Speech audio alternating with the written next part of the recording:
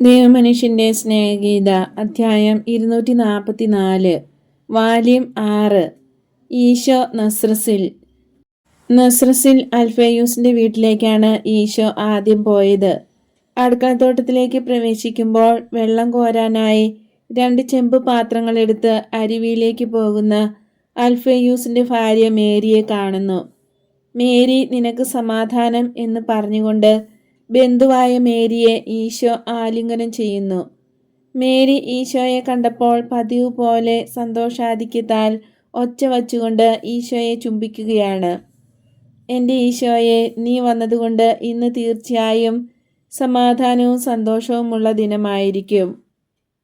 ഓ എൻ്റെ പ്രിയ മക്കളെ, നിങ്ങളെ കണ്ടതിൽ നിങ്ങളുടെ അമ്മയ്ക്ക് എത്രയധികം സന്തോഷമാണ്. ഇങ്ങനെ പറഞ്ഞുകൊണ്ട് ഈശോയുടെ പിന്നിൽ നിൽക്കുന്ന അവളുടെ മുതിർന്ന ബാലന്മാരെ അവൾ ചുംബിക്കുന്നു. ഇന്ന് നിങ്ങൾ ഇവിടെ താമസിക്കും അല്ലേ? അപ്പമുണ്ടാക്കാൻ ഞാൻ അടുപ്പിൽ തീ കത്തിച്ചതേയുള്ളൂ. അപ്പത്തിൻ്റെ പണിക്കിടയിൽ തടസ്സമുണ്ടാകാതിരിക്കാൻ വെള്ളം നേരത്തെ കൊണ്ടുവരാൻ തുടങ്ങുകയായിരുന്നു. അമ്മേ, ഞങ്ങൾ പോകാം, പാത്രങ്ങൾ വാങ്ങിക്കൊണ്ട് അവർ പറയുന്നു. എത്ര സ്നേഹമുള്ള കുട്ടികൾ, അങ്ങനെയല്ലേ അവർ? ഈശോ എന്ത് പറയുന്നു? തീർച്ചയായും അവർ നല്ല സ്നേഹമുള്ളവരാണ്. ഈശോ ഉറപ്പു പറയുന്നു. നിന്നോടും അവർ സ്നേഹം കാണിക്കുന്നില്ലേ? കാരണം എന്നേക്കാൾ കുറവായിട്ടാണ് നിന്നെ അവർ സ്നേഹിക്കുന്നതെങ്കിൽ എനിക്ക് അവരോടുള്ള സ്നേഹവും കുറവായിരിക്കും. മേരി, ഒട്ടും ഭയപ്പെടേണ്ട, അവർ എനിക്ക് ഒരാനന്ദമാണ്. നീ തനിയേയുള്ളോ? മേരി പെട്ടെന്നങ്ങ് പോയി. ഞാനും വരുമായിരുന്നു. അവൾ ഒരു സ്ത്രീയോട് കൂടിയാണ് പോയത്. അവൾ ഒരു ശിഷ്യയാണോ? അതെ, മർത്തായുടെ സഹോദരി. ഓ, ദൈവം വാഴ്ത്തപ്പെട്ടവനാകട്ടെ. ഞാൻ അതിനായി വളരെ പ്രാർത്ഥിച്ചിരുന്നു. അവർ എവിടെ? അതാ, എൻ്റെ അമ്മയുടെയും മർത്തായുടെയും സൂസന്നയുടെയും കൂടെ അവർ വരുന്നു. അവർ ആ വളവ് തിരിഞ്ഞു. അപ്പസ്തോലന്മാർ പിന്നിലുണ്ട്. മേരി ഓടിച്ചെന്ന് അവരെ അഭിവാദ്യം ചെയ്യുന്നു. നിന്നെ എൻ്റെ സഹോദരിയായി കിട്ടുന്നതിൽ എനിക്ക് എത്ര സന്തോഷം. മകളെന്ന് എനിക്ക് വിളിക്കാം. എൻ്റെ പ്രായക്കൂടുതലും നിന്റെ യുവത്വവും അത് ന്യായീകരിക്കും. എന്നാൽ എൻ്റെ മേരിയെ വിളിക്കുന്ന അതേ പ്രിയപ്പെട്ട പേരുകൊണ്ട് നിന്നെയും ഞാൻ വിളിക്കും. എൻ്റെ പ്രിയപ്പെട്ടവളെ, വരൂ. നീ വളരെ ക്ഷീണിച്ചു കാണും. എന്നാൽ തീർച്ചയായും നീ സന്തോഷവതിയാണ്. മഗ്ദലനയെ ആഴമായി സ്നേഹിക്കുന്നുണ്ടെന്നുള്ള അനുഭവം അവൾക്കുണ്ടാകാനായി അവളുടെ കൈകളിൽ പിടിച്ചുകൊണ്ട് മേരി അവളെ ചുംബിക്കുന്നു. പ്രായക്കൂടുതൽ നിമിത്തം ശരീരകാന്തി മങ്ങിയിരിക്കുന്ന അൽഫേയൂസിന്റെ ഭാര്യ മേരിയുടെ സമീപേ നിൽക്കുന്ന മഗ്ദലേന മേരിയുടെ സൗന്ദര്യം ഒന്നുകൂടെ ആകർഷകമായി തോന്നുന്നു. ഇന്ന് നിങ്ങളെല്ലാവരും എൻ്റെ കൂടെ താമസിക്കുക. നിങ്ങൾ പോകുവാൻ ഞാൻ സമ്മതിക്കുകയില്ല. ഒരു നെടുനിശ്വാസത്തോടുകൂടെ അവൾ അറിയാതെ തന്നെ ഉള്ളിലെ വേദന പുറത്തേക്ക് വന്നു. ഞാൻ എപ്പോഴും ഏകാകിനിയാണ്. എൻ്റെ ജ്യേഷ്ഠത്തി, അൽഫേയൂസിൻ്റെ ജ്യേഷ്ഠൻ്റെ ഭാര്യ, ഇവിടെ ഇല്ലാത്തപ്പോൾ എൻ്റെ ദിവസങ്ങൾ ഏകാന്തവും ദുഃഖപൂരിതവുമാണ്. നിന്റെ പുത്രന്മാർ ഇവിടെയല്ലേ? മർത്ത ചോദിക്കുന്നു. അൽഫേയൂസിൻ്റെ മേരി വിവരണയാവുകയും നെടുനിശ്വാസം ഉതിർക്കുകയും ചെയ്യുന്നുണ്ട്. ആത്മാവിൽ ഇവിടെയുണ്ട്. ശിഷ്യത്വം യോജിപ്പിക്കുകയും അകറ്റുകയും ചെയ്യുന്നുണ്ട്. നീ വന്നതുപോലെ അവരും, മേരി, വരും. ഇങ്ങനെ പറഞ്ഞുകൊണ്ട് ഒരു തുള്ളി കണ്ണീർ മേരി തുടച്ചു കളയുന്നു. അവളെ കാരുണ്യത്തോടെ വീക്ഷിച്ചുകൊണ്ടിരുന്ന ഈശോയെ അവൾ നോക്കുകയും പുഞ്ചിരി തൂകുവാൻ ശ്രമിക്കുകയും ചെയ്തുകൊണ്ട് ചോദിക്കുന്നു. അതിന് കുറേ സമയമെടുക്കും അല്ലേ? അതെ, മേരിയെങ്കിലും അത് സംഭവിക്കുന്നത് നീ കാണും. ഞാൻ അത് പ്രതീക്ഷിക്കുന്നുണ്ട്. കുറച്ചു കഴിഞ്ഞ് സൈമൺ. പക്ഷേ വേറെ ചില കാര്യങ്ങളെല്ലാം അവൻ കേട്ടു. അപ്പോൾ വീണ്ടും ചാഞ്ചല്യമായി. എങ്കിലും ഈശോ അവനെയും സ്നേഹിക്കണമേ. നിനക്ക് അതേക്കുറിച്ച് സംശയിക്കുവാൻ കഴിയുമോ? തങ്ങൾക്ക് ഒന്നും വേണ്ട എന്ന് എല്ലാവരും തറപ്പിച്ച് പറയുന്നുണ്ടെങ്കിലും ആ വാക്കുകൾ അവഹേളിച്ചുകൊണ്ട് സംസാരത്തിനിടയിൽ തന്നെ മേരി ലഘുഭക്ഷണം തയ്യാറാക്കി കഴിഞ്ഞു. സ്ത്രീകൾ ഇവിടെ സമാധാനത്തിലിരിക്കട്ടെ. നമുക്ക് ഗ്രാമത്തിലൂടെ ഒന്ന് നടക്കാം, ഈശോ പറയുന്നു. നിങ്ങൾ പോകുകയാണോ? മറ്റു മക്കൾ വന്നേക്കും. ഞാൻ നാളെ മുഴുവൻ ഇവിടെ ഉണ്ടായിരിക്കും. അപ്പോൾ നമുക്ക് കാണാമല്ലോ. ഇപ്പോൾ എൻ്റെ സ്നേഹിതരെ ഒന്ന് കാണാൻ ഞാൻ പോവുകയാണ്. സ്ത്രീകളെ, നിങ്ങൾക്ക് സമാധാനം. അമ്മേ, ദൈവം നിന്നോടുകൂടെ. മഗ്ദലനയുടെ കൂടെയുള്ള ഈശോയുടെ ആഗമനം ഒരു കോളിളക്കം തന്നെ നസ്രസിൽ സൃഷ്ടിച്ചു. ചിലരെല്ലാം അൽഫേയൂസിൻ്റെ ഭാര്യ മേരിയുടെ വീട്ടിലേക്കും ചിലർ ഈശോയുടെ വീട്ടിലേക്കും ഓടുന്നു. ഈശോയുടെ വീട് പൂട്ടിക്കിടക്കുന്നതിനാൽ അവരെല്ലാം തിരിച്ച് ഈശോയുടെ അടുത്തേക്ക് ചെല്ലുന്നു. ഈശോ കുറുകെ കടന്ന് ഗ്രാമത്തിൻ്റെ മധ്യഭാഗത്തേക്ക് നടക്കുകയാണ്. പട്ടണം എല്ലായ്പ്പോഴും ഈശോയോട് അനിഷ്ടമാണ് കാണിക്കുന്നത്. ചിലർ കുത്തുവാക്ക് പറയുന്നവരാണ്, ചിലർക്ക് വിശ്വാസമേ ഇല്ല, ചിലർ ശത്രുത പ്രകടമായി കാണിക്കുന്നവരാണ്. ഇത് അവർ പുറപ്പെടുവിക്കുന്ന ക്രൂരമായ അഭിപ്രായ പ്രകടനങ്ങളിൽ നിന്ന് അറിയാം. നസ്രസിൻ്റെ വലിയ പുത്രനെ അവർ അനുഗമിക്കുന്നത് ജിജ്ഞാസ നിമിത്തമാണ്. സ്നേഹമില്ല, വിശ്വാസമോ ശരിയായ ധാരണയോ ഇല്ല. അവർ ചോദിക്കുന്ന ചോദ്യങ്ങളിൽ പോലും സ്നേഹമില്ല. അവിശ്വാസവും വെറുപ്പുമാണ് ഉള്ളത്. എങ്കിലും അവൻ അത് മനസ്സിലാക്കുന്നില്ലെന്ന് നടിക്കുകയും അവനോട് സംസാരിക്കുന്നവരോട് ദയാപൂർവം ശാന്തമായി മറുപടി പറയുകയും ചെയ്യുന്നു. നീ എല്ലാവർക്കും കൊടുക്കുന്നുണ്ട്, എന്നാൽ നിന്റെ പിതൃദേശത്തോട് ഒരു ബന്ധവുമില്ല. പുത്രനെ പോലെയാണല്ലോ നീ, കാരണം അതിന് നീ നൽകുന്നില്ല. നിങ്ങൾ ചോദിക്കുന്നതെന്തും തരാനാണ് ഞാൻ ഇവിടെ വന്നിരിക്കുന്നത്. പക്ഷേ ഇവിടെ താമസിക്കുവാൻ നീ ഇഷ്ടപ്പെടുന്നില്ല. മറ്റുള്ളവരെക്കാൾ ഞങ്ങൾ വലിയ പാപികളായതുകൊണ്ടായിരിക്കും. എത്ര വലിയ പാപിയാണെങ്കിലും അവന് മാനസാന്തരം കൊടുക്കണമെന്നാണ് ഞാൻ ആഗ്രഹിക്കുന്നത്. നിങ്ങൾ മറ്റുള്ളവരെക്കാൾ മോശക്കാരല്ല. എന്നിരുന്നാലും ഞങ്ങൾ മറ്റുള്ളവരെക്കാൾ നല്ലവരാണെന്ന് നീ പറയുകയില്ല. ഒരു ഉത്തമ പുത്രൻ എപ്പോഴും പറയും, അവൻ്റെ അമ്മ മറ്റെല്ലാ അമ്മമാരെക്കാളും നല്ലതാണെന്ന്. അവൾ അങ്ങനെ അല്ലെങ്കിൽ തന്നെയും ഒരുപക്ഷെ നസ്രസ് നിനക്കൊരു രണ്ടാനമ്മയായിരിക്കാം. ഞാൻ ഒന്നും പറയുന്നില്ല. ഒരാൾ നല്ലതാണെന്ന് പറയാൻ സാധിക്കാത്തപ്പോഴും കള്ളം പറയാൻ ആഗ്രഹിക്കാത്തപ്പോഴും മൗനമായിരിക്കുക എന്നുള്ളതാണ് ഉപവിയുടെ നിയമം. മറ്റുള്ളവരോടും അവനവനോട് തന്നെയുള്ള ഉപവി. എന്നാൽ എൻ്റെ പഠനങ്ങളിലേക്ക് വന്നാൽ നിങ്ങൾ പുകഴ്ത്തപ്പെടും. അപ്പോൾ നീ പ്രശംസിക്കപ്പെടാൻ ആഗ്രഹിക്കുന്നു, അല്ലേ? അല്ല, നിങ്ങളുടെ ആത്മാക്കളുടെ നന്മയ്ക്ക് വേണ്ടി നിങ്ങൾ കേൾക്കുകയും വിശ്വസിക്കുകയും ചെയ്യണമെന്ന് ആഗ്രഹിക്കുന്നു. എന്നാൽ സംസാരിക്കൂ, ഞങ്ങൾ നിന്നെ ശ്രവിക്കാം. ഞാൻ നിങ്ങളോട് എന്ത് പറയണമെന്നാണ് നിങ്ങൾ ആഗ്രഹിക്കുന്നത്? കേൾക്കൂ, നീ എൻ്റെ കൂടെ വന്ന് ചില കാര്യങ്ങൾ വിശദീകരിച്ച് തരിക. മധ്യവയസ്കനായ ഒരുവൻ പറയുന്നു, ഞാൻ ഇപ്പോൾ തന്നെ വരാം ലേവി. ജനങ്ങൾ ഗുരുവിൻ്റെയും സിനഗോഗ് തലവൻ്റെയും പിന്നാലെ സിനഗോഗിലേക്ക് പോവുകയാണ്. സിനഗോഗ് നിറയെ ആളുകളുണ്ട്. സിനഗോഗ് തലവൻ ഒരു ചുരുളെടുത്ത് വായിക്കുന്നു. സോളമൻ ദാവീദിൻ്റെ കോട്ടയ്ക്കുള്ളിൽ നിന്ന് ഫറവോയുടെ പുത്രിയെ അവൾക്കായി നിർമ്മിച്ച ഭവനം വരെ കൊണ്ടുവന്നു. കാരണം അവൻ പറഞ്ഞു, എൻ്റെ ഭാര്യ ഇസ്രായേലിൻ്റെ രാജാവായ ദാവീദിൻ്റെ കൊട്ടാരത്തിൽ ജീവിക്കരുത്. കാരണം കർത്താവിൻ്റെ പേടകം അതിൽ പ്രവേശിച്ചപ്പോൾ അത് വിശുദ്ധീകരിക്കപ്പെട്ടു. ഇതേക്കുറിച്ച് നിന്റെ അഭിപ്രായം അറിയാൻ എനിക്ക് ആഗ്രഹമുണ്ട്. ആ പ്രവൃത്തി തെറ്റോ ശരിയോ? എന്തുകൊണ്ട്? അത് സംശയമന്യേ ശരിയാണ്. കാരണം കർത്താവിൻ്റെ പേടകം അതിൽ പ്രവേശിച്ചപ്പോൾ ആ ഭവനം പവിത്രമാക്കപ്പെട്ടു. അത് നിമിത്തം അത് ബഹുമാനത്തിനർഹമാകുന്നു. എന്നാൽ ഫറവോയുടെ പുത്രി സോളമൻ്റെ ഭാര്യയായതിനാൽ തന്നെ അവൻ്റെ ഭവനത്തിൽ താമസിക്കുന്നതിന് അർഹതയുള്ളവളല്ലേ? ആദാമിൻ്റെ വാക്കുകളനുസരിച്ച് ഭാര്യ ഭർത്താവിൻ്റെ അസ്ഥിയുടെ അസ്ഥിയും മാംസത്തിൻ്റെ മാംസവുമായി തീരുമല്ലോ. അങ്ങനെയെങ്കിൽ അവളുടെ ഭർത്താവ് അശുദ്ധമാക്കാത്തത് അവൾക്ക് എങ്ങനെ അശുദ്ധമാക്കാൻ കഴിയും? എസ്രായുടെ 1-ാം പുസ്തകത്തിൽ ഇങ്ങനെ എഴുതിയിരിക്കുന്നു, വിജാതീയ സ്ത്രീയെ വിവാഹം ചെയ്തുകൊണ്ട് നീ പാപം ചെയ്തിരിക്കുന്നു. ഇസ്രായേലിൻ്റെ പാപം നീ വർദ്ധിപ്പിച്ചിരിക്കുകയാണ്. സോളമൻ വിഗ്രഹാരാധന നടത്തിയതിൻ്റെ ഒരു കാരണം വിജാതീയ സ്ത്രീകളെ വിവാഹം ചെയ്തെന്നുള്ളതാണ്. ദൈവം അരുൾ ചെയ്തിട്ടുണ്ട്, വിജാതീയ സ്ത്രീകൾ നിങ്ങളുടെ ഹൃദയങ്ങളെ വഴിതെറ്റിച്ച് വിജാതീയ ദേവന്മാരെ പിന്തുടരുന്നതിന് ഇടയാക്കും. അതിൻ്റെ അനന്തരഫലം നമുക്കറിയാവുന്നതാണ്. എന്നാൽ അവൻ ഫറവോയുടെ പുത്രിയെ വിവാഹം ചെയ്തതുകൊണ്ട് അവന് വഴിതെറ്റിയില്ല.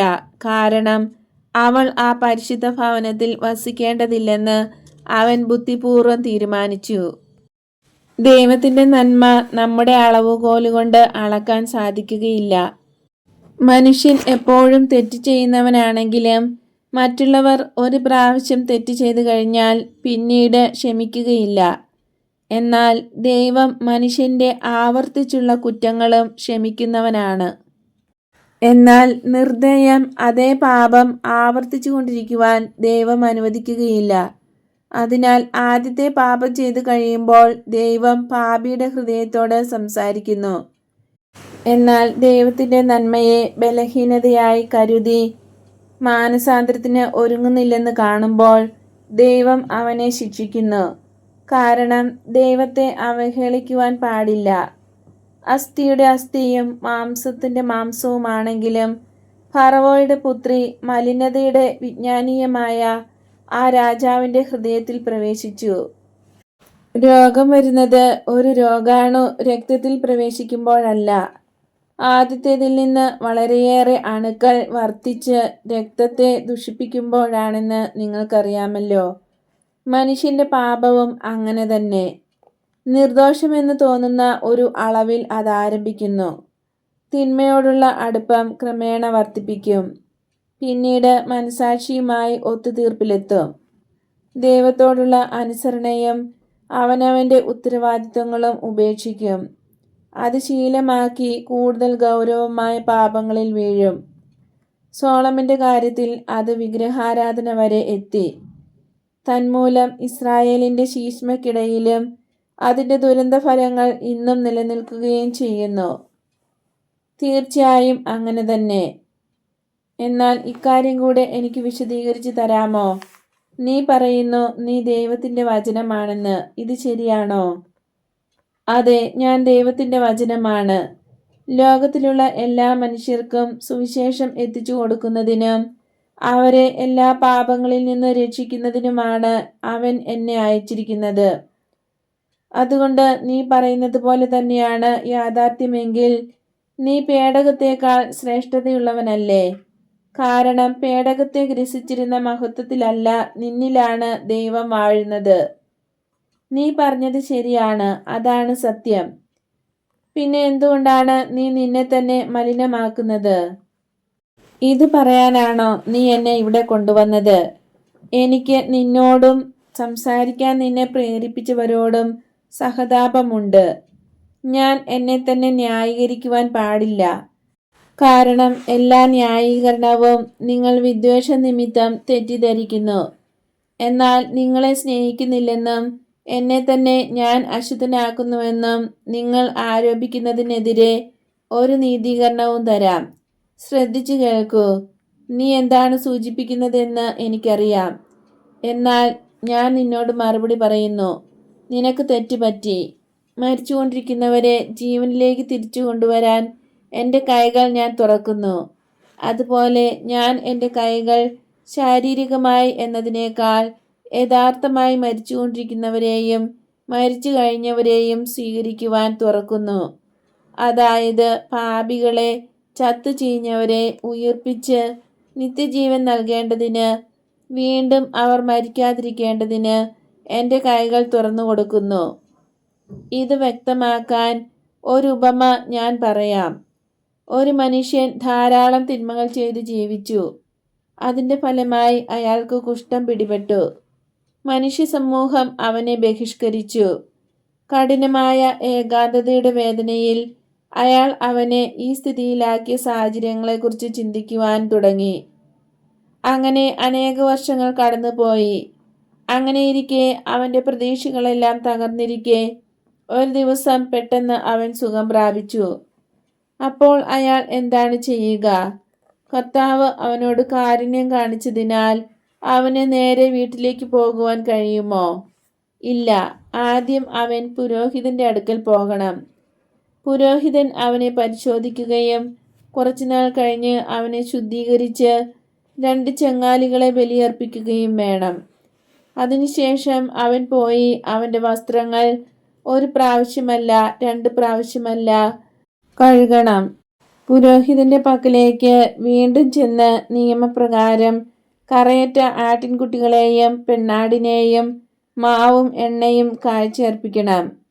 അപ്പോൾ പുരോഹിതൻ അവനെ വിശുദ്ധ സ്ഥലത്തിന്റെ വാതിൽക്കലേക്ക് കൊണ്ടുപോകും. അവർക്ക് അങ്ങനെ ഇസ്രായേൽ ജനതയിലേക്ക് മതപരമായ പ്രവേശനം ലഭിക്കുന്നു. എന്നാൽ എന്നോട് നിങ്ങൾ പറയൂ, ആദ്യം പുരോഹിതന്റെ പക്കലേക്ക് എന്ത് കാരണത്താലാണ് പോയത്? ആദ്യത്തെ ശുദ്ധീകരണം ലഭിക്കുവാനും അതുവഴി വലിയ ശുദ്ധീകരണത്തിലേക്ക് പ്രവേശിക്കാൻ കഴിയേണ്ടതിനും വിശുദ്ധ ജനങ്ങളുടെ സമൂഹത്തിൽ വീണ്ടും സ്വീകരിക്കപ്പെടുന്നതിനുമായി. നിങ്ങൾ പറഞ്ഞത് ശരിയാണ്. കാരണം ആദ്യം തന്നെ അയാൾ പൂർണ്ണമായി ശുദ്ധീകരിക്കപ്പെട്ടില്ല. ഇല്ല, അവന്റെ ശരീരത്തിലും ആത്മാവിലും വളരെ പോരായ്മകൾ പിന്നെയുമുണ്ട്. എന്നാൽ പിന്നെ തീർത്തും അശുദ്ധനായിരുന്നപ്പോൾ ആദ്യം പുരോഹിതന്റെ അടുത്ത് ചെല്ലുവാനും പിന്നീട് വിശുദ്ധ സ്ഥലത്തിന്റെ സമീപം എത്താനും അവൻ എങ്ങനെ ധൈര്യപ്പെട്ടു? ജീവിക്കുന്നവരുടെ സമൂഹത്തിലേക്ക് പ്രവേശനം ലഭിക്കണമെങ്കിൽ പുരോഹിതന്റെ പക്കൽ പോകേണ്ടത് ആവശ്യമാണ്. ആ മാർഗമല്ലാതെ വേറെ മാർഗമില്ല. അപ്പോൾ വിശുദ്ധ സ്ഥലമോ? കാരണം ദൈവത്തിന് മാത്രമേ പാപം മോചിക്കുവാൻ കഴിയൂ. വിശുദ്ധ തിരശ്ശീലയ്ക്കപ്പുറത്ത് ദൈവം അവന്റെ മഹത്വത്തിൽ വസിക്കുന്നു എന്നത് ഞങ്ങളുടെ വിശ്വാസമാണ്. അവിടെ നിന്നാണ് പാപമോചനം ലഭിക്കുന്നത്. സുഖം പ്രാപിച്ച മനുഷ്യൻ പുരോഹിതനെയും വിശുദ്ധ സ്ഥലത്തെയും സമീപിക്കുമ്പോൾ പാപവിമുക്തനല്ല, അല്ലേ? അല്ല, തീർച്ചയായും അല്ല. വക്രമായ ചിന്തയും ആത്മാർത്ഥത അശേഷമില്ലാത്ത ഹൃദയവുമുള്ള മനുഷ്യരെ നിങ്ങൾ എന്തിനാണ് കുറ്റം ആരോപിക്കുന്നത്? പുരോഹിതനും വിശുദ്ധ സ്ഥലവുമായ ഞാൻ ആത്മാവിൽ കുഷ്ഠം ബാധിച്ചവർ എൻ്റെ അടുക്കൽ വരുന്നതിന് അനുവദിച്ചെങ്കിൽ അത് തെറ്റാണോ? ശരി, നഷ്ടപ്പെട്ട ആ സ്ത്രീ ഇപ്പോൾ ഇവിടെ എൻ്റെ കൂടെയുണ്ട്. അതുപോലെ തന്നെ ചുങ്കക്കാരനായ ലേവിയും അവന്റെ പുതിയ ആത്മാവും പുതിയ ജോലിയുമായി അവന് മുമ്പേ വന്ന പലരുടെയും കൂടെയുണ്ട്. അവർക്ക് അങ്ങനെ എൻ്റെ കൂടെ ആയിരിക്കാം. കാരണം കർത്താവിൻ്റെ ജനങ്ങളുടെ സമൂഹത്തിലേക്ക് അവർ വീണ്ടും സ്വീകരിക്കപ്പെട്ടിരിക്കുന്നു. ദേഹഹിതമനുസരിച്ചാണ് അവർ എൻ്റെ പക്കൽ വന്നത്. വിധിക്കുന്നതിനും പാപമോചനം നൽകുന്നതിനും സുഖപ്പെടുത്തുന്നതിനും അവൻ എനിക്ക് അധികാരം തന്നിട്ടുണ്ട്. ഫറവോയുടെ പുത്രി വിഗ്രഹാരാധനയിൽ ഉറച്ചു നിന്ന പോലെ അവരും പാപത്തിൽ ഉറച്ചു നിന്നിരുന്നെങ്കിൽ അശുദ്ധിയുണ്ടാകുമായിരിക്കും. എന്നാൽ അവർ എൻ്റെ പഠനങ്ങൾ സ്വീകരിക്കുകയും അതുവഴി ദൈവകൃപയിലേക്ക് ഉയരുകയും ചെയ്തതുകൊണ്ട് അശുദ്ധിയൊന്നുമില്ല. എനിക്ക് കെണികൾ വഹിക്കുന്ന നസ്രത്തിലെ പുരുഷന്മാരെ, പിതാവിന്റെ വചനവും ജ്ഞാനവും സത്യവും എന്നിലുണ്ടാകാൻ സാധ്യതയില്ലെന്ന് നിങ്ങൾ കരുതുന്നതുകൊണ്ടാണ് കെണി വഹിക്കുന്നത്. എന്നാൽ ഞാൻ നിങ്ങളോട് പറയുന്നു, പാപികളെ അനുകരിക്കുക. സത്യത്തിലേക്ക് വരുന്ന കാര്യത്തിൽ അവർ സത്യമായും നിങ്ങളെക്കാൾ മികവ് കാട്ടുന്നു. വീണ്ടും ഞാൻ പറയുന്നു, എന്നെ എതിർക്കാൻ ഹീനമായ കെണികൾ നിങ്ങൾ ഒരുക്കരുതേ, അത് ചെയ്യരുതേ. നിങ്ങൾ ചോദിക്കൂ, അപ്പോൾ എൻ്റെ അടുക്കൽ വരുന്ന എല്ലാവർക്കും കൊടുക്കുന്നത് പോലെ നിങ്ങൾക്ക് ജീവന്റെ വാക്കുകൾ തരാം. ഈ നാടിൻ്റെ മക്കളിൽ ഒരുവനെ പോലെ എന്നെ സ്വീകരിക്കൂ. എനിക്ക് നിങ്ങളോട് ഒരു വിരോധവുമില്ല. എൻ്റെ കൈകൾ നിങ്ങളെ തലോടാൻ വെമ്പൽ കൊള്ളുന്നു. എൻ്റെ ഹൃദയം നിങ്ങളെ പഠിപ്പിക്കുവാനും സന്തോഷവാന്മാരാക്കുവാനും ആഗ്രഹിക്കുന്നു. നിങ്ങൾക്ക് പ്രീതി ഉളവാക്കാൻ ഞാൻ എത്രയധികം ആഗ്രഹിക്കുന്നുണ്ട്. നിങ്ങൾക്ക് ആഗ്രഹമുണ്ടെങ്കിൽ സാബത്ത് നിങ്ങളോടുകൂടെ ആചരിക്കുകയും നിങ്ങളെ പുതിയ പ്രമാണം പഠിപ്പിക്കുകയും ചെയ്യാം. ജനസമൂഹത്തിൽ അഭിപ്രായ വ്യത്യാസമാണ് കാണുന്നത്. എന്നാൽ ജിജ്ഞാസയോ സ്നേഹമോ ഇവ രണ്ടും കൂടെയോ വിജയിക്കുന്നു. നിരവധി ആളുകൾ ഉച്ചത്തിൽ വിളിച്ചു പറയുന്നു, ഞങ്ങൾ നാളെ ഇവിടെ വരാം, നീ പറയുന്നത് ഞങ്ങൾക്ക് കേൾക്കണം. രാത്രിയിൽ നിങ്ങളെ മതിക്കുന്ന എല്ലാ പ്രതിബന്ധങ്ങളും നീങ്ങിപ്പോകുന്നതിന് ഞാൻ നിങ്ങൾക്ക് വേണ്ടി പ്രാർത്ഥിക്കും. എല്ലാ മുൻവിധികളും നിങ്ങളുടെ മനസ്സിൽ നിന്ന് നീങ്ങി അതിനെ സ്വതന്ത്രമാക്കട്ടെ. ലോകം മുഴുവനും വേണ്ടി സുവിശേഷം കൊണ്ടുവന്നിരിക്കുന്ന ദൈവത്തിൻ്റെ സ്വരം നിങ്ങൾ മനസ്സിലാക്കാനാണ് മനസ്സ് സ്വതന്ത്രമാകാൻ ഞാൻ പ്രാർത്ഥിക്കുന്നത്. ദൈവസ്വരം സ്വീകരിക്കുവാൻ കഴിവുള്ള ആദ്യ നഗരം ഞാൻ വളർന്നു വന്ന ആ നഗരമാകണമെന്ന് ഞാൻ ആഗ്രഹിക്കുന്നു. നിങ്ങൾക്കെല്ലാവർക്കും സമാധാനം.